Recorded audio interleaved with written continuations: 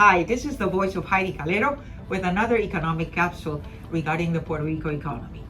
Today we are going to talk about, are banks, commercial banks in Puerto Rico fostering economic growth? Are they really following, or are they really just receding in terms of what they believe is Puerto Rico viable in terms of its economic growth? We recently heard or read a presentation on the purpose of Puerto Rico, some strategic guidelines which the Secretary of Economic Development presented and submitted. It's in their webpage of Economic Development Administration. And it said that Puerto Rico, in terms of macroeconomic indicators, it was just on the uphill path of economic growth. Well, it doesn't seem like commercial banks believe that. Let me show you the table that compares the different indicators of the commercial banks in Puerto Rico. First quarter of 2019, before the pandemic of COVID, and compared with the first quarter of 2022. Number of banks, they continue to be the same, 5 of which 3 are local banks and are the largest, and 2 are the smallest, and they are not from Puerto Rico. In terms of assets, they were $67.2 billion in Q1 of 2019. Today, they are $86.7 billion. The same 5 banks have grown almost 8.9% on an annual basis in terms of its assets. And I'd like to point out that Puerto Rico used to have in its golden age of the 1970s, even part of the 80s, we used to have 14 banks, including Bank of America, Chase Manhattan Bank, Royal Bank, Scotia Bank, or Royal Bank of Canada. So certainly Puerto Rico has lost Spanish banks, Banco Santander, Central Bank.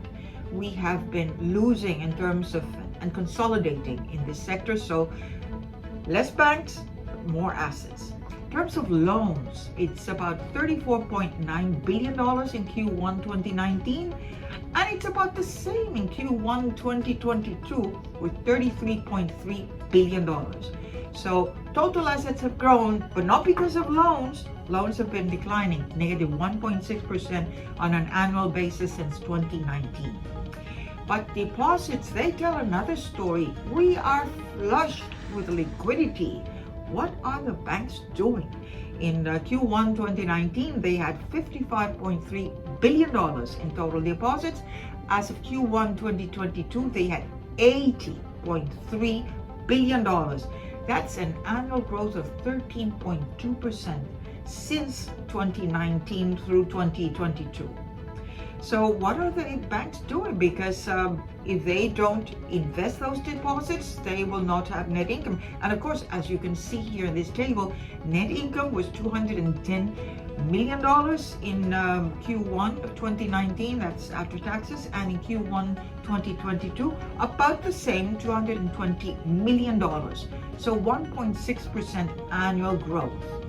Loans to deposits, just to get the point across, loans to deposits were 63% back in 2019. Today, 2022, 41%. So instead of increasing the number of loans versus total assets, which have increased tremendously, as I showed you before in this table, we have been declining. The next graph depicts in all its splendor this flush in terms of deposits.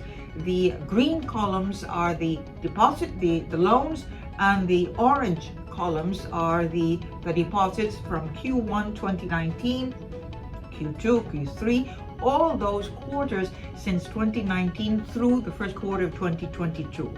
As I indicated before, in Q1 2019, we had $34.9 billion in loans and $55.3 billion in deposits.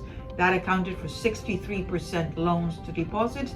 And Q1 2022, notice how these orange columns, which are the deposits, have been growing steadily since 2019, especially after COVID, because that's where the rescue of FEMA, of the COVID CARES Act, all those stimulus came to Puerto Rico, and of course, what did people do? They deposit them in the banks, in the commercial banks. All those PP loans, they were deposited in the commercial banks. So as you see there, $80.3 billion in deposits compared with $33.3 billion in loans. That's 41% loans to deposits. Commercial and industrial loans, which is the next graph, they are now depicted, the commercial industrial loans total amount in the magenta columns, from $3.8 billion in Q1 2019, and compared with the percentage of growth compared to Q1 of 2018, it was negative 0.2%, so practically no growth. Notice what happened in Q1 2022.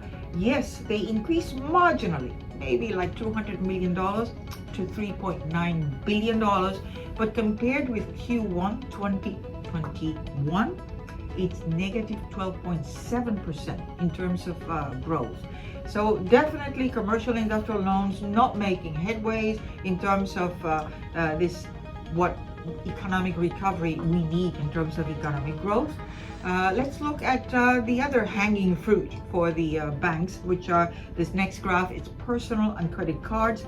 The personal and credit cards are in brown color, and they were like $3.3 billion in Q1 2019 compared with the previous in 2018, it was negative 1.3% growth, so negative growth.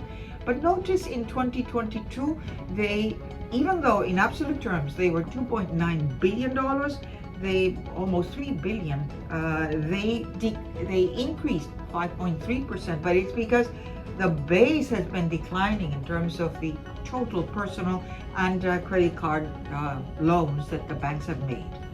So the last graph depicts here, are they tracking economic activity? We are depicting the blue columns are the index of economic activity that is published by the Economic Development Administration. It just shows about 4 economic indicators that they say they track economic activity. And net income is the red line that you see there for the banks. So 4.4% growth in terms of the economic activity index, but notice the increase in net income, 72.4% as of Q1 2019 compared with Q1 of 2018. Let's move to Q1 2022. Well, the economic activity index grew 4%, and so did net income with 4.5%. But as you can see there, the index of economic activity has been declining, and also net income. So they are tracking more or less economic activity in Puerto Rico. So overall, the question that we posed at the beginning, are banks fostering growth? Well, they are really making money. They are flush with liquidity, but it seems they are not finding enough reliable, or at least what are they calling bankable, feasible loans in commercial and industrial loans that are necessary so that Puerto Rico can pull out of this economic depression that we've been in for the past almost 14 years. Don't forget, those of you who like our capsules, to go to the Voice of Heidie Calero in YouTube. Give us a like and subscribe so that you receive further notifications. You can send us messages as to topics that you'd like to for us to analyze. And of course, don't forget, the economy is all of us. Thank you.